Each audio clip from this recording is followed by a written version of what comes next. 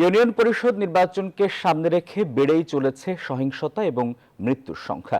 একই সাথে পাল্লা দিয়ে বাড়ছে বিদ্রোহী প্রার্থীর সংখ্যাও। তৃণমূল মানছে না কেন্দ্রের নির্দেশনা। কেন্দ্রীয় নেতারা বলছেন বিদ্রোহীদের কোনো ছাড় নেই। যেসব এমপি বা জেলা উপজেলার নেতারা বিদ্রোহীদের মদদ দিচ্ছেন তাদের দ্রুত শোকজ করা হবে। তৌফিক মাহমুদ মুন্নার রিপোর্ট। আসন্ন দ্বিতীয় তৃতীয় ধাপের নির্বাচনকে কেন্দ্র করে সহিংসতা বাড়ছে। তফসিল ঘোষণার পর থেকেই অর্ধশতক সংঘর্ষের ঘটনায় দেশের বিভিন্ন স্থানে 12 জন খুন হয়েছেন। আর এই খুন ব্যক্তিরা সবাই সরকার দলের সমর্থক। কোথাও আবার বিতর্কিত ব্যক্তির মনোনয়ন পাওয়াতে চলছে থমথমে পরিস্থিতি। ইউনিয়ন পরিষদ নির্বাচন কি যে দুর্বিষহ অবস্থা। অবশ্য নির্বাচন পূর্ব এই সহিংসতাকে শুধু দুর্বিষহ বলে থামছেন না কেন্দ্রীয় নেতারা। এরই মধ্যে আইন শৃঙ্খলা বাহিনীকে বিভিন্ন নির্দেশনার পাশাপাশি অপকর্মে দলের জড়িতদের বিরুদ্ধে শাস্তির হুঁশিয়ারি দিয়েছেন তারা। আমাদের এই ব্যাপারে থেকে আইন শৃঙ্খলা বাহিনীকে নির্দেশনা দেওয়া আছে, দলীয়ভাবে আমরা কঠোর নির্দেশনা দিয়েছি। তো আমরা চেষ্টা করছি যে এগুলোতে যতটা সম্ভব এটাকে নিয়ন্ত্রণ করে রাখা যায়। কখনো কখনো সহিংস রূপ নেয়, যেটা খুবই দুঃখজনক এবং সেটা আমাদের জন্য ভালো নয়। এর মধ্যে যদি কোনো আওয়ামী লীগের কোনো নেতা কর্মী জড়িত থাকে তাদের বিরুদ্ধে সাংগঠনিক ব্যবস্থা নেওয়া অতীতও হয়েছে, এখনো হচ্ছে, আগামীতেও হবে। কঠোর হুঁশিয়ারির পরেও নির্বাচনে বিদ্রোহীদের সংখ্যা নিয়ে কঠোর পর্যবেক্ষণ করছে আওয়ামী লীগ। আগামী মাসেই শোকজের আওতায় আনা হচ্ছে মদতদাতাদের। দল করতে হলে আবেগকে নিয়ন্ত্রণে নিতে হবে এবং আমি আবার মনে করি it's a matter of time. মাননীয় প্রধানমন্ত্রী, আমাদের মাননীয় সভাপতি, তিনি কিন্তু একজন বিদ্রোহীকেও মনোনয়ন দেয়নি। সুতরাং যারা একবার বিদ্রোহী হবে তারা কিন্তু আগামীতে আর কখনো দলীয় কোনো জায়গায় মনোনয়ন পাবে না। এটা বুঝে তাদেরকে কাজ করতে হবে। দলের কোনো শীর্ষ পর্যায়ে বা দলের কোনো দায়িত্বপূর্ণ পদ থেকে জেলা বা উপজেলায় থেকে বা সংসদ সদস্যরা তারা কেউ এই দলীয় সিদ্ধান্তের বাইরে যারা বিদ্রোহী প্রার্থী তাদের পক্ষে নির্বাচনে কেউ সমর্থন দিচ্ছে বা অংশ নিচ্ছে, যদি এই ধরনের ঘটনা পাওয়া যায়, প্রমাণ পাওয়া যায়, তাহলে তাদেরকে শোকজ করা হবে। এদিকে 8 এমপির আবেদনের ভিত্তিতে 68টি ইউপিতে প্রার্থিতা উন্মুক্ত করেছে আওয়ামী লীগ। নির্বাচনকে সামনে রেখে নিজেদের মধ্যে কোন্দল এড়াতেই এই আবেদন। স্থানীয় সরকার নির্বাচনে দ্বন্দ্ব ফ্যাসাদ লেগে গেছে এবং দ্বন্দ্ব ফ্যাসাদের কারণে মারামারি হচ্ছে, খুনাখুনি হচ্ছে, মামলা মোকদ্দমা হচ্ছে। দ্বিতীয় ধাপে 848টি ইউপিতে আগামী 11 নভেম্বর এবং তৃতীয় ধাপে 1007টি ইউপিতে ভোট হবে 28 নভেম্বর। তৌফিক মাহমুদ মুন্না, নিউজ 24, ঢাকা। কক্সবাজারের রোহিঙ্গা ক্যাম্পগুলোয় থাকা কামারের দোকানেই তৈরি হচ্ছে দেশীয় আগ্নেয়াস্ত্র, যা দিয়ে 32 রোহিঙ্গা ক্যাম্প নিয়ন্ত্রণ করছে 22 সংঘবদ্ধ চক্র। পুলিশের তথ্য বলছে এখন পর্যন্ত এসব ক্যাম্পে বিপুল পরিমাণ আগ্নেয়াস্ত্র সহ বিভিন্ন দেশীয় অস্ত্র উদ্ধার করা হয়েছে আর মামলা হয়েছে প্রায় 100টি। কক্সবাজার থেকে নাইম আল জিকোর বিশেষ রিপোর্ট, ক্যামেরায় ছিলেন রতন দাস। কক্সবাজারের রোহিঙ্গা ক্যাম্পগুলোয় গড়ে ওঠা বিভিন্ন সন্ত্রাসী বাহিনী দিন দিন বেপরোয়া হয়ে উঠছে। বাহিনীগুলোর সদস্য বাড়ানোর সঙ্গে সঙ্গে বাড়ানো হচ্ছে 1 শুটার গান, 9mm পিস্তল, রিভলভার, 3 কোয়ার্টার গান, এলজি, SBBL, রাইফেল সহ দেশি বিদেশি অস্ত্র ও গোলাবারুদের মজুদ। এসব অস্ত্র দিয়েই নিয়মিত ঘটছে খুন, অপহরণ, ডাকাতি ও চোরাচালানের মতন ঘটনা। আর এসব অস্ত্রের অধিকাংশই তৈরি হচ্ছে রোহিঙ্গা ক্যাম্পের ভেতরে কামারের দোকানে। কুতুব আলম ক্যাম্প ইনচার্জ বলেন, প্রায় অভিযান চালিয়ে এসব দোকান উচ্ছেদ করা হলেও আবারও তারা নতুন জায়গায় তৈরি করছে। ক্যাম্পের ভিতরে কিছু কামারের দোকান আছে, এই দোকান আছে, আমরা অনেকগুলো উচ্ছেদও করেছি, আবার বসে আবার উচ্ছেদ করি, এরকম একটা এর মধ্যে আছে, হয়তো এখান থেকে বানিয়ে থাকতে পারে তারা। আইন শৃঙ্খলা রক্ষাকারী বাহিনী বলছে রোহিঙ্গা ক্যাম্পের কিছু জায়গায় এখনো কাঁটাতারের বেড়া দেওয়া সম্ভব হয়নি। এজন্য রাতের আধারে ভারত ও মিয়ানমার সীমান্ত দিয়ে রোহিঙ্গা সন্ত্রাসীদের হাতে আসছে এসব অস্ত্র। তাকে শেল্টার দেয় বা তার ব্যবসায় অর্থলগ্নি করে কারা, তো সেই সম্পর্কে যখনই আমরা তথ্য পাই সেটা আমরা আগের রেকর্ডের সাথে মিলিয়ে দেখি যে এটা কমন আছে কিনা। এখন পর্যন্ত নিরাপত্তা বেষ্টনী যেটা যে কাঁটাতারের বেড়াটা এখনো কমপ্লিট করতে পারেনি, হয়তো ওই সমস্ত রাস্তা দিয়ে ওরা হয়তো বর্ডার দিয়ে নিয়ে আসে ইংরেজ আমাদের ক্যাম্পে ঢোকাতে পারে। কক্সবাজার নাগরিক আন্দোলন ও সুশাসনের জন্য নাগরিক এসব অস্ত্রের জন্য বিভিন্ন এনজিওকে দায়ী করেছে। তো অস্ত্র কারা আনে, কেন আনে, এটা তো নিশ্চয়ই সবাই জানে। তাদের উদ্দেশ্য হলো যে ভিন্ন। একসময় সরকার এটা না করলেও কিন্তু এখন এটা প্রতিষ্ঠিত হয়ে গেছে, যার স্যার একটা ভূমিকা এখানে আছে। যে জঙ্গি সংগঠনগুলো রয়েছে, আলিয়াকিন, আলারসা মতো যে ডাকাত সংগঠনগুলো রয়েছে, এদের অর্থের যোগানের জন্য স্থানীয়দের অপহরণ করা হচ্ছে। রোহিঙ্গা ক্যাম্পগুলোতে গড়ে ওঠা এমনই সব ছোট ছোট কামারের দোকানে তৈরি হচ্ছে ছুরি, চাপাতি, রামদা সহ বিভিন্ন ধরনের হাতে তৈরি আগ্নেয়াস্ত্র। যা চলে যাচ্ছে এখানে থাকা 22টি সন্ত্রাসী সংগঠনের হাতে, যার দ্বারা নিয়ন্ত্রণ করা হচ্ছে রোহিঙ্গা ক্যাম্প সহ এর আশপাশের এলাকা। তাই প্রতিনিয়ত অভিযানের মাধ্যমে এই সমস্ত কামারের দোকান উচ্ছেদ সহ নানান ধরনের পদক্ষেপ নেয়ার দাবি জানিয়েছে স্থানীয় জনগণ সহ সুশীল সমাজের প্রতিনিধিরা। কুতুবালং রোহিঙ্গা ক্যাম্প থেকে নাইম আল চিকো, নিউজ 24, উখিয়া, কক্সবাজার। করোনায় দীর্ঘ বিরতির পর নিয়োগ পরীক্ষা নিয়ে সন্তুষ্টির বদলে বিপাকে পড়েছেন চাকরি প্রার্থীরা।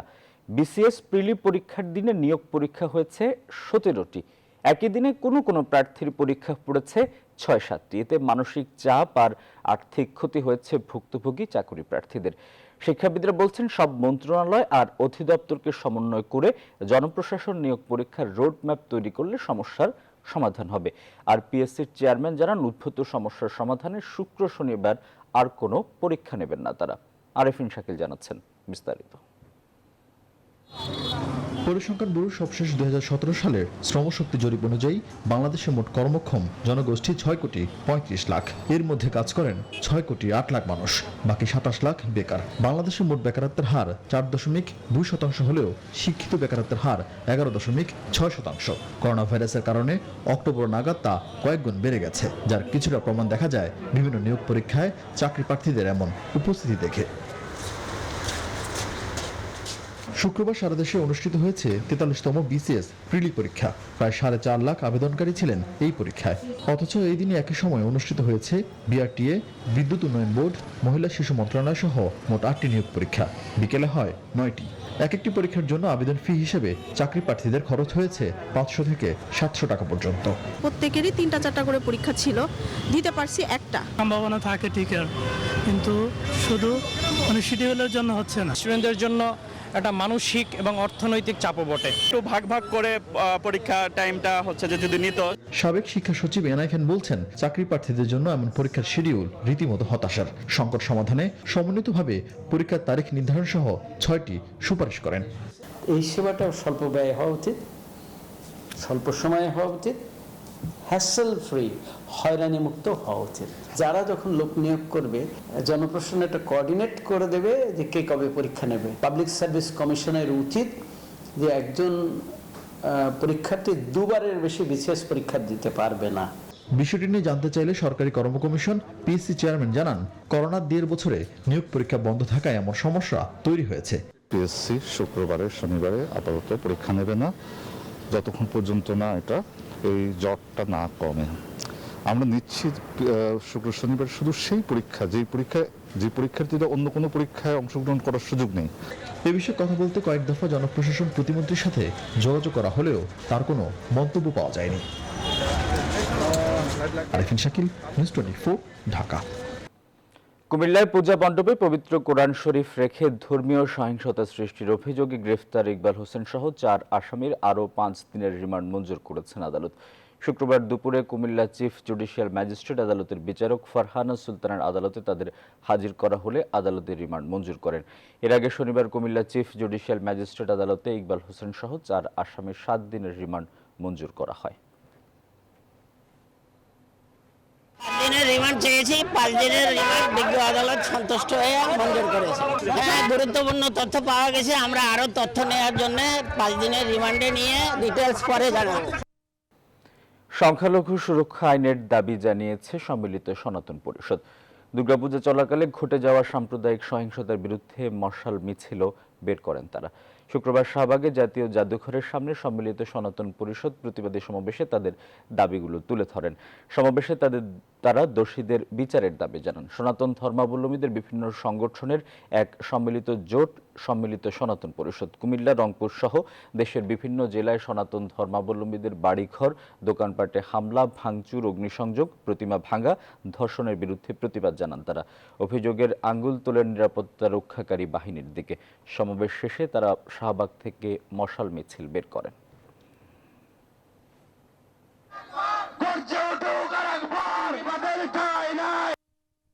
আমরা আশ্বাস পেয়েছি শত শত, কিন্তু একটা আশাও আমাদের পূরণ হয়নি, কারণ একটা সন্ত্রাসীকেও ধরে সুষ্ঠু বিচারের আয়তায় আনা হয়নি। যারা এই কাপুরুষিত নৃশংস ধ্বংসযজ্ঞ চালিয়ে ধর্ম অনুভূতিতে আঘাত দিয়েছে, তাদের দৃষ্টান্তমূলক শাস্তি চাই। সংখ্যালঘু সুরক্ষা আইন এটি আমাদের অপরিহার্য একটি দাবি। সাম্প্রতিক নিপীড়নের পাশাপাশি দেশে এখন সাংস্কৃতিক চর্চাও বাধাগ্রস্ত হচ্ছে। এজন্য ডিজিটাল নিরাপত্তা আইন বাতিল ও সাম্প্রদায়িক হামলার বিরুদ্ধে সবাইকে সজাগ থাকতে হবে। উদীচী শিল্পগোষ্ঠীর 53তম প্রতিষ্ঠা বার্ষিকী উপলক্ষে আয়োজিত অনুষ্ঠানে এসব কথা বলেন বক্তারা। শুক্রবার বিকেলে কেন্দ্রীয় শহীদ মিনারে মূল আনুষ্ঠানিকতা শুরু হয় জাতীয় সঙ্গীতের সাথে সংগঠন ও জাতীয় পতাকা উত্তোলনের মধ্য দিয়ে। অনুষ্ঠানে যোগ দেয় ছায়ানট, রবীন্দ্রসঙ্গীত পরিষদ সহ দেশের সাংস্কৃতিক সামাজিক সংগঠন। উদীচীর প্রতিষ্ঠা বার্ষিকীর এবারের প্রতিপাদ্য নিঃশব্দ ভেঙে জেগে ওঠো দ্রোহে প্রতিবাদী নানা সাংস্কৃতিক আয়োজনে প্রতিবাদ জানানো হয় সব অপশক্তির। মুক্ত মত এবং মুক্ত চিন্তা, অবাধ যে সংস্কৃতির চর্চা, এটি যে আজকে বাধাগ্রস্ত হচ্ছে, অথচ আমাদের সরকার বলছে তারা হচ্ছে সংস্কৃতি বান্ধব সরকার। রাষ্ট্রীয় নীতি, সমাজতন্ত্র, ধর্মনিরপেক্ষতা, জাতীয়তাবাদ, গণতন্ত্র, সেই দেশে আজ সাম্প্রদায়িক হানাহানি, সাজানো নাটক করে সাম্প্রদায়িকতা বিনষ্টকারী অপতৎপরতা বিরাজমান। আমরা এদের নিন্দা করি। কুচক্রী মহল নিজস্ব স্বার্থ চরিতার্থ করতেই পূজার সময় গন্ডগোল করেছে, যা তদন্তে বেরিয়ে আসছে জানিয়েছেন আইনমন্ত্রী আনিসুল হক। শুক্রবার সকালে ব্রাহ্মণবাড়িয়ার আখাউড়া উপজেলা পরিষদ মিলনায়তনে এক অনুষ্ঠানে কথা জানান তিনি। বলেন, বাংলাদেশ কখনোই অসাম্প্রদায়িক রাজনীতিকে প্রশ্রয় দেয়নি, ভবিষ্যতেও দেবে না। 250 শয্যা বিশিষ্ট ব্রাহ্মণবাড়িয়া জেনারেল হাসপাতাল ও আখাউড়া উপজেলা স্বাস্থ্য কমপ্লেক্সের জন্য ভারত সরকারের দেওয়া উপহারের 2টি লাইফ সাপোর্ট অ্যাম্বুলেন্স হস্তান্তর উপলক্ষে আখাউড়া উপজেলা প্রশাসন এই অনুষ্ঠানের আয়োজন করে। অনুষ্ঠানে অতিথি ছিলেন ভারতীয় হাইকমিশনার বিক্রম কুমার দোরাইস্বামী। কিছু তাদের নিজস্ব এবং ব্যক্তিগত স্বার্থ এবং কিছু দলীয় স্বার্থ যা তদন্তে বেরিয়ে আসছে, সেটা চরিতার্থ করার জন্য গন্ডগোল লাগিয়েছিল, কিন্তু সেটা কিন্তু জনগণ গ্রহণ করে নাই। বাংলাদেশ কখনোই অসাম্প্রদায়িক রাজনীতিকে প্রশ্রয় দেবে না এবং জননেত্রী শেখ হাসিনার নেতৃত্বে আমরা আমাদের যে সংবিধানে যে কথা লেখা আছে, বঙ্গবন্ধু যে সংবিধান আমাদেরকে উপহার দিয়েছিলেন, সেই সংবিধানের কথাগুলি অক্ষরে অক্ষরে পালন করব। ধর্ম প্রতিমন্ত্রী ফরিদুল হক খান বলেছেন, প্রধানমন্ত্রী শেখ হাসিনা অসাম্প্রদায়িক রাষ্ট্র গঠনে সচেতন ও সচেষ্ট। শুক্রবার সকালে লক্ষ্মীপুর শহরের সদর মডেল মসজিদ ও ইসলামিক সাংস্কৃতিক কেন্দ্রের নির্মাণ কাজ পরিদর্শন শেষে এই কথা বলেন তিনি। এই অসাম্প্রদায়িক রাষ্ট্র হিসাবে তাদের ন্যায্য হিস্সা হোক না হোক, তাতে বেশি পাইলেও তবুও তাদেরকে কিন্তু সন্তুষ্ট করার জন্য আওয়ামী লীগ রাষ্ট্র জনগণের বিরুদ্ধে অবস্থান নিয়েছে বলে অভিযোগ করেছেন বিএনপি মহাসচিব মির্জা ফখরুল ইসলাম আলমগীর। নেতাকর্মীদের সংগঠিত হয়ে জনগণের সাথে নিয়ে দুর্বার আন্দোলন গড়ে তোলার আহ্বান জানিয়েছেন তিনি। শুক্রবার দুপুরে জাতীয় প্রেস ক্লাবের সামনে দ্রব্যমূল্য বৃদ্ধির প্রতিবাদে স্বেচ্ছাসেবক দলের মানববন্ধনে এই আহ্বান জানান বিএনপি মহাসচিব। কর্মসূচিতে অংশ নেওয়া তৃণমূল কর্মীরা বলেন, দ্রব্যমূল্যের ঊর্ধ্বগতিতে জনজীবন বিপর্যস্ত করে তুলেছে, এর প্রতিকার চান তারা। মারুফা রহমানের রিপোর্ট। দ্রব্যমূল্যের ঊর্ধ্বগতির প্রতিবাদে শুক্রবার সকাল থেকেই জাতীয় প্রেস ক্লাবের সামনে জড়ো হয় স্বেচ্ছাসেবক দলের নেতাকর্মীরা। জিনিসপত্রের দাম সাধারণ মানুষের নাগালের বাইরে চলে যাওয়ার অভিযোগ করে এর প্রতিবাদে স্লোগান দিতে থাকেন তারা। জনগণ, সাধারণ মানুষ অনেক বিশিষ্ট হয়ে গেছে, মানুষ ভাত পাচ্ছে না, ঠিক মতো খাবার পাচ্ছে না, মানুষের জীবন নাবিশ্বাস চলে আসছে, সেটার প্রতিবাদে যে আমরা এখন তো আর মানুষ পাচ্ছে না। এখন 1 টাকা 2 টাকা হচ্ছে, খানা পাচ্ছে না, পানি পাচ্ছে না, কিছু পাচ্ছে না, লোকেরা কি করবে? আমরা গণতান্ত্রিক অধিকার চাই, ন্যায্য মূল্য 10 টাকা কেজি চাল চাই। সরকারের ব্যবসায়ী সিন্ডিকেট দ্রব্যমূল্যের দাম বাড়িয়েছে অভিযোগ করে সরকারের বিরুদ্ধে দুর্বার আন্দোলন গড়ে তোলার আহ্বান জানান বিএনপি মহাসচিব। সিন্ডিকেটটা কি করে? তাদের মতো করে দাম বাড়ায়, আর একই সঙ্গে আবার আপনার ওই আওয়ামী লীগের নেতা, পার্টি নেতা যারা আছে, তারা আবার টোল নেয়, আপনার চান্দা নেয় পথে, যে সবজি আসে উত্তরবঙ্গ থেকে বা পূর্ববঙ্গ থেকে, সেই ট্রাকের কাছ থেকে তারা টোল আদায় করে। জনগণ যেদিন বের হবে রাজপথে, যেদিন সময় হবে, সেদিন তারা আপনার পালাবার পথ খুঁজে পাবেন না। বর্তমান সরকার জনগণের সঙ্গে প্রতারণা করে বিশ্বাসঘাতকতা করে জোর করে ক্ষমতায় বসে আছে এমন মন্তব্য করে দেশে গণতন্ত্র প্রতিষ্ঠার আন্দোলনের ডাক দেন বিএনপি নেতারা। এই ঢাকায় আন্দোলন শুরু হবে ইনশাআল্লাহ। মারুফা রহমান, নিউজ 24, ঢাকা। দেশীয় জ্বালানি তেলের দাম বৃদ্ধি নিয়ে আলোচনা চলছে। আন্তর্জাতিক বাজারে অপরিশোধিত তেলের দাম বাড়তে থাকায় লোকসান কমাতে ডিজেলের দাম বাড়তে পারে। বিপিসি বলছে আগের দামে ডিজেল বিক্রি করতে গিয়ে এখন তাদের প্রতি লিটারে 13 থেকে 14 টাকা লোকসান হচ্ছে।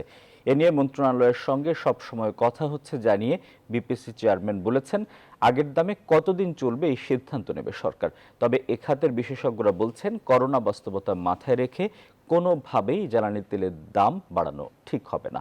প্লাবন রহমানের রিপোর্টে বিস্তারিত। করোনা পরবর্তী বিশ্ব অর্থনীতি গতিশীল হওয়ার সঙ্গে যেন পাল্লা দিয়ে আন্তর্জাতিক বাজারে বাড়ছে জ্বালানি তেলের দাম। প্রতি ব্যারেল অপরিশোধিত তেলের দাম $83 ছাড়িয়ে গেছে, যা গত 7 বছরের মধ্যে সর্বোচ্চ। জ্বালানি তেল আমদানি ও বিপণনের রাষ্ট্রায়ত্ত কোম্পানি বাংলাদেশ পেট্রোলিয়াম কর্পোরেশন বিপিসির তথ্য বলছে, মাস 3 আগে প্রতি ব্যারেল অপরিশোধিত তেলের দাম যখন $70 ছাড়াই, তখন থেকেই লোকসান শুরু বিপিসির। দেশে বর্তমানে খুচরা বাজারে প্রতি লিটার ডিজেল বিক্রি হচ্ছে 65 টাকায়। তাতে লিটার প্রতি 13 থেকে 14 টাকা লোকসান হচ্ছে বলে জানাচ্ছে বিপিসি। আন্তর্জাতিক বাজারের দাম বাড়ার কারণে প্রতিদিন ডিজেল ও ফার্নেস তেল বিপণনে 20 থেকে 22 কোটি টাকার মতো লোকসান হচ্ছে। হঠাৎ করে প্রাইসের ইন্টারন্যাশনাল মার্কেট অনেক বেশি, এই কারণে এবং সেখানে প্রায় ধরেন অন এভারেজ 20 কোটি টাকার মতো ডেইলি আমাদের দুটো প্রোডাক্টে, বাকিগুলো এখন নিয়ন্ত্রণে আছে ডিজেল। এখন এটা প্রস্তাব আমাদের দেওয়া না দেওয়া, মিনিস্ট্রি আমাদেরকে গাইডলাইন দিবে, আমরা সেভাবে কাজ করতে পারি। বিপিসির তথ্য অনুযায়ী চাহিদা পূরণে প্রতি বছর 40 লাখ টন ডিজেল আমদানি করতে হয় বাংলাদেশকে। তবে সরকার সবশেষ 2016 সালে যখন প্রতি লিটার ডিজেলের দাম 65 টাকা ঠিক করেছিল, তখন আন্তর্জাতিক বাজারে অপরিশোধিত তেলের দাম ছিল ব্যারেল প্রতি $40 থেকে $50 আশেপাশে। কল্যাণের কথা বিবেচনা করে সেই 40,000 কোটি টাকার যে উদ্বৃত্ত অর্থ আছে, সেটাকে প্রাইস স্টেবিলাইজড ফান্ড হিসেবে ঘোষণা দিক এবং সেখান থেকে সরকার ভর্তুকি সমন্বয় করুক। তারপরেও যদি সম্ভব না হয়, তাহলে যে উন্নয়ন বাজেট রাখা হয়েছে, সেই উন্নয়ন বাজেট থেকে সমন্বয় করে সেবা, পণ্য এবং বিদ্যুৎ ও জ্বালানির মূল্যহার বৃদ্ধির প্রবণতাকে রোধ করুক। বাংলাদেশে যে পরিমাণ জ্বালানি তেল ব্যবহার হয় তার 73% বেশি ডিজেল, আর তাই ডিজেলের দাম বাড়লে জনজীবনে ব্যাপক প্রভাব পড়বে বলে মনে করেন বিশেষজ্ঞরা। প্লাবন রহমান, নিউজ 24, ঢাকা। 1995 সালে রাজধানী উন্নয়ন কর্তৃপক্ষ রাজুকের বিশদ অঞ্চল পরিকল্পনা ড্যাপ অনুযায়ী মিরপুর মণিপুর থেকে আগারগাঁও পর্যন্ত 60 ফিট রাস্তাটি নির্মাণ করা হয়। কিন্তু গত 7 বছরে সড়কটির অনেকাংশ অবৈধভাবে দখল হয়ে গেছে। সড়কের প্রস্থ কমে এখন কোথাও 25, কোথাও 40 ফুট দাঁড়িয়েছে। এদিকে অবৈধ দখলদারদের পাশাপাশি রাস্তার জায়গায় বৈধ মালিকানার দাবি রয়েছে, আর তা যাচাই বাছাই করেই 60 ফিট সড়কের রূপ ফিরিয়ে আনার প্রক্রিয়া চলছে বলে জানালেন স্থানীয় ওয়ার্ড কাউন্সিলর। বিস্তারিত তালুকদার বিপ্লবের রিপোর্টে। রাজধানী রোকেয়া সরণি ও মিরপুর রোডের বিকল্প সড়ক হিসেবে মিরপুর মণিপুর থেকে আগারগাঁও পর্যন্ত 60 ফিট সড়ক নির্মাণ করা হয়। শুক্রবার সহযোগিনী ঘুরে দেখা যায় 3.63 কিলোমিটার দৈর্ঘ্য সড়কের ফুটপাত দখল করে তৈরি করা হয়েছে নানা ধরনের দোকান। এর মধ্যে কাঠের আসবাবপত্র তৈরি, গাড়ির মোটরসাইকেল ও রিক্সা মেরামতের কাজ চলছে সড়কের উপরই। এছাড়া সড়কের উপর অন্তত 3 স্থানে সিটি কর্পোরেশনের ময়লার কন্টেইনার রাখা। সড়কে দাবড়ে বেড়াচ্ছে 1.5 শতাধিক অবৈধ লেগুনা। ফলে দিনরাত সবসময় যানজট লেগে থাকে এই সড়কে। তারা যেহেতু প্রশাসনের লোক, তারা কি সরাসরি টাকা নিতে পারবে? তারা নিতে পারবে না। দালাল আছে, তারা নিবে। কমিটি পুলিশ এখানে যারা গাড়ি মেইনটেনেন্স করে, সিরিয়াল করে, ডেইলি 600-700 এরকম বেতন দেওয়া লাগে। এছাড়া এই সড়কের 8 স্থানে রাস্তার জমি নিয়ে মালিকানাও দাবি করা হচ্ছে, যা গড়িয়েছে আদালত পর্যন্ত। আমাদের তো এখানে বলার কিছু নাই, আমরা যা টাকা পাইছি তার থেকে বেশি রাস্তায় আমাদের এখন রাস্তা হয়ে গেছে। এখন ওই পাশ থেকে কেন তারা জমি না নিয়ে ওই পাশে না চাপায় এদিকে চাপাইতে চাইতেছে, এটা আমাদের বোধগম্য না। স্থানীয় জনপ্রতিনিধি জানান, অবৈধ দখলদারদের উচ্ছেদের পাশাপাশি বৈধ মালিকানা দাবির বিষয়ে যাচাই বাছাই করছে ঢাকা উত্তর সিটি কর্পোরেশন। তারা এইভাবে একটি আদালতে মামলাও করে রেখেছেন এবং এটা একটা স্টে অর্ডার আছে। আমরা কাগজপত্রগুলো একীভূত করছি, পাশাপাশি আমাদের নকশাকে একীভূত করছি। এই আমাদের এরপরে যারা আমাদের কর্মকর্তা আছেন, আমাদের যারা এই লাইনে বিশেষজ্ঞ আছেন, আমাদের অ্যাডভোকেটরা আছেন, তারা মতামতটা দেবেন, আমরা সেই ব্যাপারটা প্রস্তুত করছি। শুধু দখলবাড়ির জন্য 60 ফিট সড়ক ঘিরে অবৈধ নানা সিন্ডিকেট গড়ে উঠেছে বলেও জানান স্থানীয়রা। তালুকদার বিপ্লব, নিউজ 24, ঢাকা। কয়েক বছরের মধ্যে দেশের জুয়েলারি খাতে বিপ্লব আসবে বলে মনে করেন স্বর্ণ ব্যবসায়ীরা। শুধু তাই নয়, এফবিসিসিআই সভাপতিও মনে করেন বসুন্ধরার গোল্ড রিফাইনারি চালু হলে কমে আসবে আমদানি নির্ভরতা, বাড়বে রপ্তানির সম্ভাবনা। রাজধানীর এক হোটেলে বাংলাদেশ জুয়েলার্স সমিতি বাজুস আয়োজিত গুণীজন সংবর্ধনা অনুষ্ঠানে এসব কথা বলেন ব্যবসায়ীরা। এ সময় বিশেষ অতিথি বসুন্ধরা গ্রুপের ব্যবস্থাপনা পরিচালক সায়াম সুফান আনভির বলেন, তৈরি পোশাকের মতোই সম্ভাবনা রয়েছে জুয়েলারি রপ্তানিতে। বসুন্ধরা এমডির হাতেও সম্মাননা ক্রেস্ট তুলে দেয়া হয়। সুলতান আহমেদ জানাচ্ছেন বিস্তারিত। দেশের জুয়েলারি ব্যবসার প্রসার বাড়ছেই। নতুন প্রযুক্তি আর বিনিয়োগ বাড়িয়ে এখন বিশ্ববাজার দখলের চেষ্টায় বাংলাদেশের সোনার ব্যবসায়ীরা। এ খাতে যারা বছরের পর বছর ধরে ব্যবসা করে সুনাম কুড়িয়েছেন, তাদের মধ্যে 14 জনকে সংবর্ধনা দিতে এ আয়োজন বাংলাদেশ জুয়েলার্স সমিতির। অনুষ্ঠানের শুরুতেই বাজুসের বর্তমান সভাপতি মনে করিয়ে দেন, দেশে স্বর্ণ রিফাইনারি না থাকায় অনেকেই চোরাই পথে আমদানি করছেন। শক্তি প্রয়োগ করে, আইন প্রয়োগ করে কোনো দিন এই স্বর্ণ চোরাচালান বন্ধ করা সম্ভব না। পলিসির মাধ্যমে এটাকে ওপেন করতে হবে।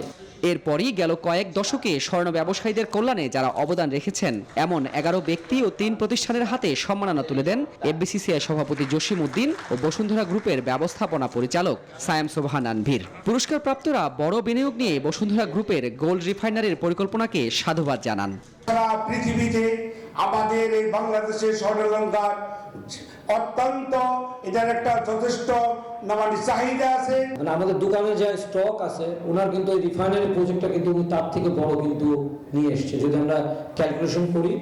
এ সময় এফবিসিসিআই সভাপতি বলেন, বসুন্ধরা রিফাইনারি হলে দেশের স্বর্ণ ব্যবসায় বিপ্লব আসবে, এতে কর্মসংস্থানও বাড়বে বলে মত তার। লোকালি যদি রিফাইনারি ইন্ডাস্ট্রি হয়, লোকালি যদি বারগুলি আমরা এখানে পান, ভ্যালু এডিশনটা বেশি হবে, আপনারা এক্সপোর্টে চলে যেতে পারবেন। আমি এফবিসির পক্ষ থেকে বসুন্ধরা গ্রুপকে ধন্যবাদ জানাই যে ওনারা যে এত বড় ইনভেস্টমেন্ট নিয়ে এসেছে, কারণ বাংলাদেশে এখন এই ধরনের ইনভেস্টমেন্ট দরকার। আর বসুন্ধরা গ্রুপের ব্যবস্থাপনা পরিচালক বলেন, প্রায় 2 কোটি প্রবাসী সহ বিশ্বের বহু মানুষের কাছে বাংলাদেশের জুয়েলারি পণ্যের চাহিদা রয়েছে। যেমনভাবে গার্মেন্টস, লেদার, অনেক সেক্টর আমরা এক্সপোর্ট করছি, কিন্তু ওভাবে কিন্তু আমরা জুয়েলারি সেক্টর থেকে কোনো কিছু করতে পারি নাই। যদি আমাদের পার্শ্ববর্তী দেশ যদি $50 বিলিয়ন এক্সপোর্ট করতে পারি, ওই তুলনায় আমরা এখন পর্যন্ত তার 1% করতে পারি নাই। Why not? আমরাও এটাই করি। আমরা সবাই মনে করি এখন jewellery sector can be the next upcoming first sector Bangladesh. বর্তমানে দেশে বছরে 20 থেকে 40 টন সোনার চাহিদা রয়েছে, যা মেটাতে বিদেশ থেকে আমদানি করতে হয় 18 থেকে 36 টন পর্যন্ত। সুলতান আহমেদ, নিউজ 24, ঢাকা। মানিকগঞ্জে পরিবহন সহ উল্টে যাওয়া ফেরি আমানত শাহ এখন পর্যন্ত উদ্ধার করা সম্ভব হয়নি। বিআইডব্লিউটিসির চেয়ারম্যান জানিয়েছেন, উদ্ধার কাজে আসছে না জাহাজ প্রত্যয়, তবে রুস্তমের সহযোগিতা নেওয়া হতে পারে, ফলে ডুবে যাওয়া ফেরিটি উদ্ধারেও বিলম্ব হতে পারে। এদিকে এ পর্যন্ত ডুবে যাওয়া 14টি যানবাহনের মধ্যে 11টি উদ্ধার করা হয়েছে। শফিকুল ইসলাম শামীমের তথ্য, ছবিতে ডেস্ক রিপোর্ট। শুক্রবার সকাল 8টা থেকে তৃতীয় দিনের মতো মানিকগঞ্জের পাটুরিয়ায় উল্টে যাওয়া ফেরি আমানত শাহ উদ্ধারে অভিযান শুরু করে বিআইডব্লিউটিসির কর্তৃপক্ষ। অভিযান শুরু হওয়ায় ফেরি চলাচলে কিছুটা ব্যাহত হয়। দৌলতদিয়া প্রান্তে ঘাট স্বল্পতার কারণে নদী পারাপারের অপেক্ষায় দেখা যায় শত শত বাস ও ট্রাক লাইনে দাঁড়িয়ে। সকালে ঘটনাস্থল পরিদর্শনে যান বিআইডব্লিউটিসির চেয়ারম্যান, জানান নারায়ণগঞ্জ থেকে উদ্ধার কাজে আপাতত আসছে না জাহাজ প্রত্যয়, রুস্তমের সহযোগিতা নেওয়া হবে। আমরা চেষ্টা করছিলাম প্রত্যয়কে এখানে নিয়ে আসতে, কিন্তু এখানে যে ম্যানুভারিং স্পেস আপনারা দেখতে পাচ্ছেন, নড়াচড়ার যে জায়গা, প্রত্যয় জাহাজ দিয়ে এটা অনেক বড়, এটা 250 টনের। এখানে আমাদের দরকার 20 থেকে 30 টন ওজন, যেই পানির নিচে যেই ট্রাকগুলো আছে বা যানবাহনগুলো আছে। এখন সেটার জন্য আমরা চেষ্টা করছি। হামজা তো আপনার অলরেডি আমাদের এই 2 দিনের মধ্যে কিন্তু 9টা আমরা উঠিয়ে ফেলেছি, 5টার যে ভাসমান ছিল সেগুলোকে আমরা সরাই নিয়ে আসতে পারছি।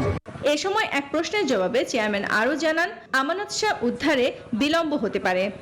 ফেরিটাকে সোজা করতে হলে কাটিং লাগবে।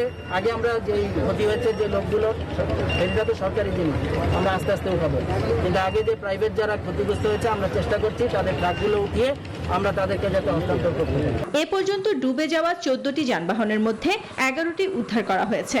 বুধবার সকাল 9:30টার দিকে যানবাহন সহ 5 নম্বর ঘাটে উল্টে যায় ফেরি আমানত শাহ। Desk report, news 24। স্বাগত আরও একবার দেখছেন নিউজ 24 সকালের সংবাদ। শরীরের বিভিন্ন পদমর্যাদার র্যাঙ্ক ব্যাজ সহ ইউনিফর্ম, হাতে ওয়াকিটকি, গাড়িতে মনোগ্রাম লাগিয়ে সাধারণ মানুষের সঙ্গে প্রতারণা করছে ভুয়া পুলিশ চক্র। হুমকি ধমকি দিয়ে হাতিয়ে নিচ্ছে অর্থ, স্বর্ণালঙ্কার সহ মূল্যবান জিনিসপত্র। প্রতিনিয়ত তাদের হয়রানির শিকার হতে হতে ত্যক্ত বিরক্ত সাধারণ মানুষ, এমনকি ভুয়া পুলিশের প্রতারণায় বিব্রত পুলিশ প্রশাসনও। বিস্তারিত দেখুন মৌ খন্দকারের রিপোর্টে। র্যাব, পুলিশ বা ডিবির ইউনিফর্ম পরা দেখলেই তাদের আইন শৃঙ্খলা বাহিনীর সদস্য মনে না করার পরামর্শ দিয়েছেন ডিবির যুগ্ম কমিশনার। আপনাদের কাছে বিনীত অনুরোধ থাকবে যে আইন শৃঙ্খলা বাহিনীর কথা বললেই, ডিবির কথা বললেই বা র্যাবের কথা বললেই আপনারা সহজেই তাদের সাথে যাবেন না। ফলে বিব্রত পুলিশ প্রশাসন। সামাজিক যোগাযোগ মাধ্যমগুলোতে গেলেই হাজার হাজার ভুয়া পুলিশের সংবাদে চোখ আটকে যায়। পুলিশের ছদ্মবেশে দেশ জুড়ে এই চক্রটি নানা ধরনের অপকর্ম চালালেও প্রকৃত অর্থে ওরা পুলিশ না। আইন বলছে পুলিশ সহ যে কাউকেই যাচাই বাছাই করার অধিকার সাধারণ মানুষের আছে, এমনটাই বলছেন সমাজবিজ্ঞানীরা। আমার ছবি তুলছেন বা কেন আমাকে চার্জ করছেন, এটা প্রশ্ন করার ক্ষমতা কিন্তু আমাদের সরকারি আইনেই আছে। আমি মনে করি যে মানুষ যেন প্রশ্ন করে যে আমাকে কেন জিজ্ঞেস করছেন। শুক্রবার র্যাবের মিডিয়া ব্রিফিং এ জানানো হয়, ডাকাতির কৌশল হিসেবে তারা ব্যবহার করে পুলিশের পোশাক। সাধারণত রাতে হাইওয়েতে পুলিশ কায়দায় চেকপোস্ট বসিয়ে ডাকাতি করে আসছিল তারা। সাব ইন্সপেক্টর হিসেবে প্রতারণা করা এবং প্রতারণার পাশাপাশি যে ডাকাতি কাজে এই তার যে পোশাক পরিহিত অবস্থান, এটি আমাদেরকে ভাবিয়ে তুলেছে। এই চক্রটিকে যে কোনো মূল্যে আমাদের প্রতিহত করতে হবে। এদিকে ভুয়া পুলিশের হাত থেকে বাঁচার উপায় জানালেন সাবেক আইজিপি শহীদুল হক। এসপি এদের সাথে বা ওসির সাথে কথা বলতে পারেন, অথবা 999 ফোন করে বলতে পারেন ডিবি পুলিশ যে আমাদের কাছে আসছে, আমাদের সন্দেহ হচ্ছে, একটু লোকাল পুলিশ কিছু বলবেন কিনা একটু যাচাই করতে। প্রশ্ন কিন্তু থেকেই যাচ্ছে, আসলেই কি এভাবে ভুয়া পুলিশ শনাক্ত করা সম্ভব? সাধারণ মানুষ পুলিশের প্রকৃত পরিচয় যাচাই করতে গিয়ে নতুন করে কি সমস্যায় জড়াবেন নিজেকে? মৌ খন্দকার, নিউজ 24, ঢাকা।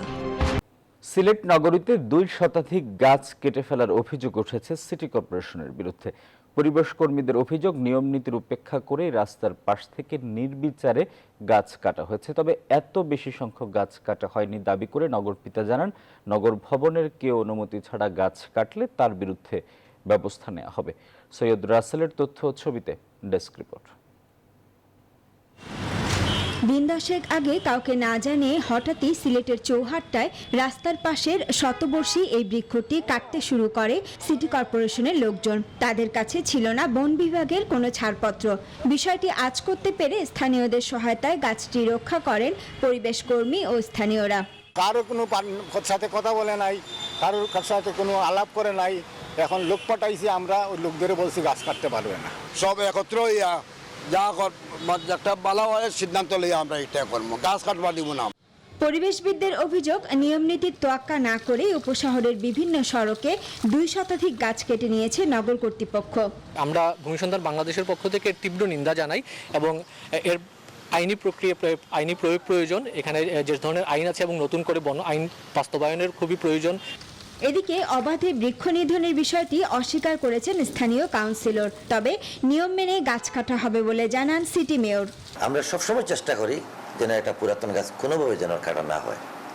এটা উন্নয়নের স্বার্থে অনেক সময় প্রসেসিংটা হয়তো আমরা মেনটেন করি না, কিন্তু আমরা এটা এইভাবে করি। যত জনগণের প্রয়োজন হোক, একটা প্রসেস আছে, সেই প্রসেস মেনটেন করতে হবে। এটা যদি হয় তাকে আমার ডিপার্টমেন্টের কথা নিশ্চয়ই রেসপন্সিবিলিটি আমাকেই নিতে হবে। আমি এটা দেখব এবং এটা যাতে ভবিষ্যতে না হয়। তবে এ বিষয়ে ক্যামেরায় কথা বলতে রাজি হননি বিভাগীয় বন কর্মকর্তারা। Desk report, news 24। 22 দিন নিষেধাজ্ঞার পর বঙ্গোপসাগরে ইলিশ শিকারে যাচ্ছেন জেলেরা। তবে কাঙ্ক্ষিত রূপালী ইলিশ জেলেদের জালে ধরা না পড়ায় হতাশ তারা। চট্টগ্রামের বিভিন্ন বাজারে ইলিশের সরবরাহ কম থাকায় দাম বেশি। মৎস্য কর্মকর্তারা বলছেন, সাগরে এখন ইলিশের বিচরণ কিছুটা কম হলেও কিছুদিন পর ধরা পড়বে ইলিশ। নয়ন বড়ুয়া জয়ের তথ্য ছবিতে ডেস্ক রিপোর্ট। 22 দিন নিষেধাজ্ঞার পর সাগরে ছুটছে জেলেরা, তবে কাঙ্ক্ষিত ইলিশ জেলেদের জালে ধরা না পড়ায় হতাশ তারা। অল্প ইলিশ আহরণ করেও চট্টগ্রামের ফিশারি ঘাটে 500 গ্রাম ওজনের ইলিশ বিক্রি হচ্ছে 500 টাকা কেজি দরে, আর 1 কেজি ওজনের ইলিশ 1000-এর বেশি। 3 লক্ষ টাকার বাজার নিয়ে গেছে, কিন্তু 20,000 টাকার মাছ নিয়ে চলে যাচ্ছে। এখন যে সব পরিমাণে চলতেছে ওখানে বাজারে কোনো মাছই নেই। এদিকে খুচরা বাজারে ইলিশের দাম আরও বেশি হওয়ায় হতাশ ক্রেতারা। বাজারে ইলিশ আছে কিন্তু দামটা একটু বেশি, আমরা কেনার সামর্থ্য নেই। 1,200 টাকার 1,000-1,200 টাকা করে বিক্রি করতেছে, দাম বেশি। ইলিশ সংগ্রহকারীরা বলছেন, ইলিশ আহরণে নিষেধাজ্ঞার সময় পরিবর্তন আনা না হলে এভাবে ইলিশ শূন্য হবে সাগর। 5 দিনের বন্ধ, সেটা নিয়েছে 4 তারিখ, 8 দিন আগে নিয়েছে। এটার জন্য আমরা আন্দোলন সংগ্রাম প্রতিবাদ করছিলাম যে 4 তারিখ দিয়ে পিছাড়া 22 তারিখে দেওয়া হোক, কিন্তু এটা সরকার মানে নাই। আর মৎস্য কর্মকর্তারা বলছেন, মা ইলিশ ডিম ছাড়তে নদীর পানিতে যাওয়ায় সাগরে ইলিশের বিচরণ কম, তবে কয়েকদিনের মধ্যে আবারও ইলিশ ধরা পড়বে। 10-15 দিন তাদের লাগবে, কারণ তারা মাছ ধরার জন্য 10-15 দিনের জন্য চলে যায় এবং আমরা এর ফলাফল পাবো মূলত 10-15 দিন পরে। এবং আপনারা জানেন যে বাংলাদেশের বিভিন্ন অঞ্চল থেকে যেসব অঞ্চলে মূলত মাছ বিচরণ করে এবং নদী অঞ্চলে চলে যায়, সেই অঞ্চলে প্রচুর মাছ ধরা পড়তেছে, কিন্তু আমাদের চট্টগ্রাম অঞ্চলটা সে থেকে ভিন্ন। এদিকে ইলিশ আহরণ কমলেও জেলেদের জালে ঝাঁকে ঝাঁকে ধরা পড়ছে অন্যান্য সামুদ্রিক মাছ, তাই বাজারে এসব মাছের দাম কমেছে কিছুটা। Desk report, news 24। সকালের সংবাদে সময় হলো আরও একটা বিরতির, ফিরছে একটু পর, সঙ্গেই থাকুন। কয়েক সপ্তাহ ধরে ঊর্ধ্বমুখী থাকার পর কিছুটা স্থিতিশীল সবজি ও মুরগির বাজার। বাজারে শীতকালীন আগাম সবজির দাম বেশি থাকলেও তার প্রভাবে দাম কমেছে অন্যান্য সব সবজির। ব্রয়লার মুরগির দাম কমেছে কেজিতে 15 টাকা, আর সোনালী মুরগি বিক্রি হচ্ছে 300 টাকা কেজিতে। সপ্তাহের ব্যবধানে লাফিয়ে বেড়েছে আটা, চিনি ও আলুর দাম। সাধারণ ক্রেতারা বলছেন, সরকার ভর্তুকি দিয়ে তাদের কাছে পণ্য পৌঁছানোর ব্যবস্থা না করলে এ বাজারে টিকে থাকা দায়। বিস্তারিত মাহমুদুল হাসানের রিপোর্টে। শুক্রবার ছুটির দিন থাকায় বাড়তি ভিড় রাজধানীর বাজারগুলোতে। দরজায় কড়া নাড়ছে শীতকাল, তার প্রভাব পড়েছে সবজির বাজারে। উঠেছে আগাম যে সবজি, তার দাম বেশি হলেও এসব নতুন সবজি আসায় দাম কমেছে পুরনো প্রায় সব সবজির। নতুন ফুলকপি, বাঁধাকপি প্রতি পিস বিক্রি হচ্ছে 30 থেকে 40 টাকায়, আর নতুন টমেটোর কেজি এখন 120 টাকা। সপ্তাহের ব্যবধানে আলুর দামও বেড়েছে। শীতকালের সবজি পুরোপুরি না আসলে সবজির দাম কমার সম্ভাবনা নেই বলছেন বিক্রেতারা। একই জিনিস কিনতেছে, কিন্তু গেছে সপ্তাহে এই সপ্তাহের দাম বেশি। শীত ভরপুর হবে, আমদানি বেশি হবে, তখন দাম কমবে। তবে এক সপ্তাহের ব্যবধানে কিছুটা কমেছে পেঁয়াজের দাম, বিক্রি হচ্ছে 60 থেকে 65 টাকা কেজিতে। স্থিতিশীল রয়েছে আদা রসুনের দামও। গত কয়েক সপ্তাহ ধরেই ঊর্ধ্বমুখী ছিল ব্রয়লার মুরগির দাম। এ সপ্তাহে ব্রয়লার মুরগি বিক্রি হচ্ছে 160 টাকা কেজিতে, আর সোনালী মুরগি বিক্রি হচ্ছে 290 থেকে 300 টাকা কেজিতে। আর ডিমের ডজন এখন 115 টাকা। ব্রয়লার 190 থেকে এখন 160 টাকা আসছে, অনেক কমছে। তবে তেল, চিনি, আটার মতো নিত্যপণ্যের দাম বৃদ্ধির প্রভাব পড়েছে সাধারণ মানুষের ক্রয় ক্ষমতার উপর। এক সপ্তাহের ব্যবধানে লিটার প্রতি তেলের দাম বেড়েছে 60 টাকা। একই সাথে দাম বেড়েছে খোলা তেল ও পাম অয়েলেরও। 5 লিটার সর্বোচ্চ রেট হয়ে গেছে এখন 730। সাধারণ মানুষের ইনকাম তো ওইভাবে বাড়তেছে না, ইনকামের সাথে পাল্লা দিয়ে তো মানুষ পারতেছে না। নিষেধাজ্ঞা উঠে যাবার পর বাজারে উঠতে শুরু করেছে রূপালী ইলিশ। চালের বাজার এই মুহূর্তে স্থিতিশীল আছে, তবে আগামী মাস থেকে চাল আমদানি বন্ধের সিদ্ধান্তের প্রভাব পড়বে বাজারে বলছেন বিক্রেতারাই। মাহমুদুল হাসান, নিউজ 24, ঢাকা। স্যামসাং দেশের বাজারে নিয়ে এলো নিউ QLED 8K টিভি। এ উপলক্ষে রাজধানীর একটি হোটেলে এক অনুষ্ঠানের আয়োজন করা হয়। এতে স্যামসাং বাংলাদেশ ও এর অংশীদারদের ঊর্ধ্বতন কর্মকর্তারা উপস্থিত ছিলেন। গ্রাহকদের চমকপ্রদ সিনেমাটিক অভিজ্ঞতা প্রদানে এই নতুন প্রজন্মের নিউ QLED 8K টিভি অত্যাধুনিক প্রযুক্তির মাধ্যমে গ্রাহকদের উন্নত মানের অডিও ও ভিজুয়াল প্রদান করবে। নিউ QLED 8K মডেলগুলো 75 ইঞ্চি ও 85 ইঞ্চি এই দুই সাইজে এবং QLED 4K মডেলগুলো 55 ইঞ্চি থেকে শুরু করে 85 ইঞ্চি পর্যন্ত বিভিন্ন সাইজে পাওয়া যাবে। স্বাগত, আরেকবার দেখছেন সকালের সংবাদ। এবারে আন্তর্জাতিক প্রসঙ্গ। যুক্তরাজ্য, যুক্তরাষ্ট্র, অস্ট্রেলিয়ার মধ্যে স্বাক্ষরিত অকাস চুক্তির বিষয়ে যুক্তরাষ্ট্র সচেতন ছিল না। ফ্রান্সের প্রেসিডেন্ট এমানুয়েল ম্যাক্রোকে কথা বলেছেন মার্কিন প্রেসিডেন্ট জো বাইডেন। অকাস চুক্তির পরে এটি ছিল দুই প্রেসিডেন্টের মধ্যে প্রথম বৈঠক। রোমে ফ্রান্সের ভ্যাটিকান দূতাবাস ভিলা বোনাপার্টে এই দুই প্রেসিডেন্টের মধ্যে বৈঠক হয়। গত মাসে অত্যাধুনিক প্রতিরক্ষা প্রযুক্তি ভাগাভাগি করে চীনকে মোকাবেলায় বিশেষ নিরাপত্তা চুক্তি স্বাক্ষরের ঘোষণা দেয় যুক্তরাষ্ট্র, যুক্তরাজ্য ও অস্ট্রেলিয়া, যার ফলে প্রথমবারের মতো পারমাণবিক ক্ষমতা সম্পন্ন সাবমেরিন তৈরি করতে পারবে অস্ট্রেলিয়া। $37 বিলিয়ন অস্ট্রেলিয়ার কাছ থেকে চুক্তি হারিয়ে গত কদিন ধরেই ক্ষুব্ধ ফ্রান্স। জুড়ে মোট মৃত্যু ছাড়ালো 50,03,000, আক্রান্ত গড়িয়েছে 24,67,00,000। গেল 24 ঘন্টায় আবারও বেড়েছে করোনার সংক্রমণ। একদিনে 4,66,000 রোগী শনাক্ত হয়েছে। একই দিনই প্রাণ হারিয়েছে 7,580 জন। 24 ঘন্টায় ফের সর্বোচ্চ আক্রান্ত ও মৃত্যু হয়েছে যুক্তরাষ্ট্রে। একদিনে দেশটিতে আক্রান্ত হয়েছে 79,000 মানুষ, মৃত্যু হয়েছে 1,555 জনের। পরেই এদিন সর্বোচ্চ বেশি মৃত্যু হয়েছে রাশিয়ায় 1,163 জন, সংক্রমণ হয়েছে 39,000-এর বেশি। এমন পরিস্থিতিতে রাজধানী মস্কোয় জারি করা হয়েছে আংশিক লকডাউন। আর ভারতে সংক্রমণ কমলেও ফের বাড়ছে মৃত্যু। এদিকে 5 থেকে 11 বছর বয়সী শিশুদের জন্য ফাইজারের টিকার চূড়ান্ত অনুমোদন দিয়েছে যুক্তরাষ্ট্রের food and drug administration FDA, খবর রয়টার্স। চলতি সপ্তাহে মার্কিন শিশুরা টিকা পেতে শুরু করবে বলে আশা করা হচ্ছে। দেশটির centre for disease control CDC জানিয়েছে FDA এর সবুজ সংকেত পাওয়ার কারণে দেশটির প্রায় 2,80,00,000 শিশু ডিসেম্বর নাগাদ টিকার আওতায় চলে আসবে। মসজিদ নির্মিত হয়েছে সাতক্ষীরার খোলপেটুয়ায়। মুসল্লিদের নামাজের ভোগান্তি ও দুর্ভোগ লাঘবে একটি ভাসমান মসজিদ তৈরি করে সবার দৃষ্টি কেড়েছে আলহাজ শামসুল হক ফাউন্ডেশন। এই ভাসমান মসজিদটিতে একসাথে 55 জন মুসল্লি নামাজ আদায় করতে পারেন। এতে খুশি মুয়াজ্জেম, ইমাম ও এলাকাবাসী। মনিরুল ইসলামের তথ্য, ছবিতে ডেস্ক রিপোর্ট।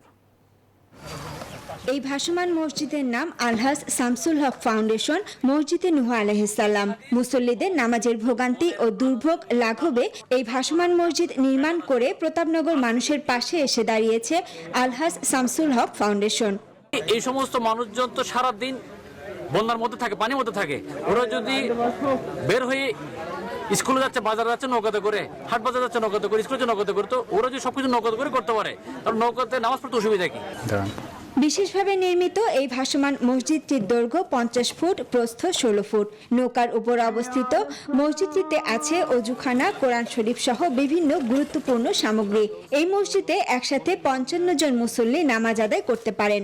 যে মসজিদটা দেওয়া হয়েছে, এই মসজিদটার কারণে কিন্তু আজকে আমরা খুবই আনন্দিত। এখানে প্রায় 50 থেকে 60 জন লোক আজকে জামাত সহকারে নামাজ পড়তে পারছে এবং আল্লাহর কাছে শুকরিয়া আদায় করছে তারা। এটি নির্মাণে ব্যয় হয়েছে প্রায় 5 লাখ টাকা। Desk report, news 24। আর এই ছিল এখনকার আয়োজন। এতক্ষণ সঙ্গে থাকায় ধন্যবাদ।